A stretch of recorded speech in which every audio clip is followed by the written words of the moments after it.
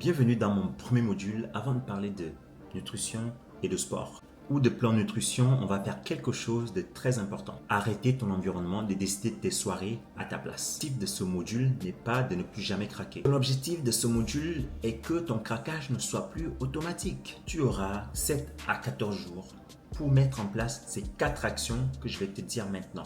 Action numéro 1, on va parler des déclencheurs visuels. Prends les 3 éléments que tu sais que tu manges de façon automatisée tous les soirs. Attention, je ne te parle pas de ceux que tu choisis vraiment lors des événements choisis, mais je te parle de ceux que tu prends debout dans ton canapé ou alors tu mets directement la main dans le paquet sans même t'en rendre compte. Tu te les interdis pas, mais tu les sors complètement de ta vision, car ce que tu ne vois pas ne te laisse pas la place de choisir. Action 2, prépare ton plan B du soir. Écris sur un post-it 2 options que tu pourrais manger le soir lorsque tu as réellement faim. Par exemple, une omelette avec du pain et des crudités, un skyr ou un fromage avec des fruits, ou encore un wrap préparé d'avance. Car le but est simple, lorsque tu rentres fatigué, tu ne dois pas te retrouver dans une situation où tu dis « je craque » ou alors « je me prive ». Tu dois avoir une troisième option. Troisième option, crée ton encas de décompression.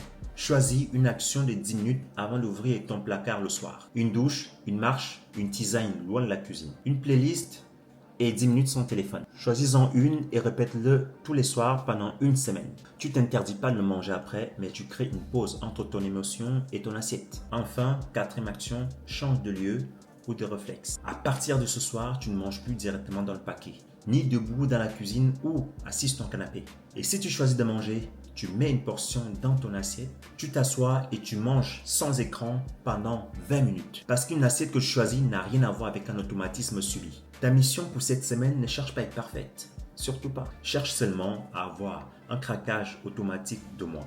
C'est bon pour aujourd'hui. Maintenant, dans la prochaine leçon, on va identifier ton déclencheur principal. La faim réelle, la frustration, la fatigue, la surcharge mentale ou besoin de récompense. Tant que tu ne sais pas ce qui te fait basculer, tu ne peux pas utiliser la bonne solution.